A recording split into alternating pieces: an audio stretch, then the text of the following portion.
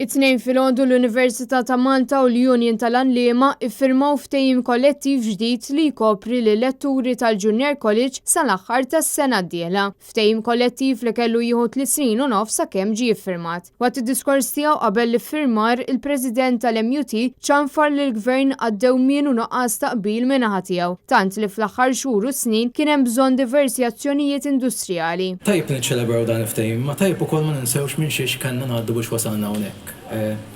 U naħseb li 3 snin u nofs ta' negozjati huma twal wisq.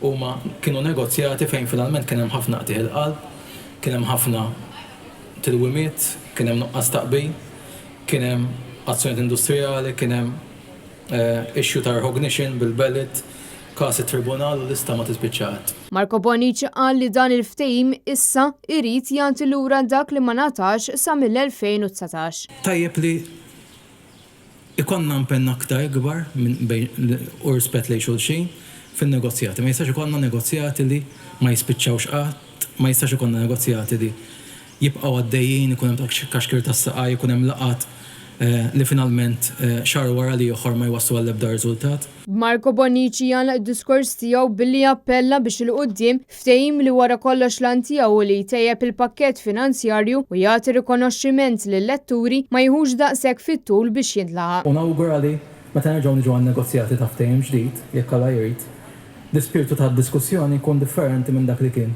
matul dal-aħħar snin. Intant permezz ta' dan il-ftehim ġie rikonoxxut il-Masters in Teaching and Learning bħala kriterju fir-reklutaġġ ta' Assistant Lecturer, Lecturer u Senior Lecturer 1 fil-Junior College. Il-ftehim jaħseb ukoll biex ikun hemm tnaqqis fis-snin ta' servizz meħtieġa biex l-istaff akademiku tal-Junior College jipprogressa minn Assistant Lecturer għal Lecturer kif ukoll għal Senior Lecturer 1.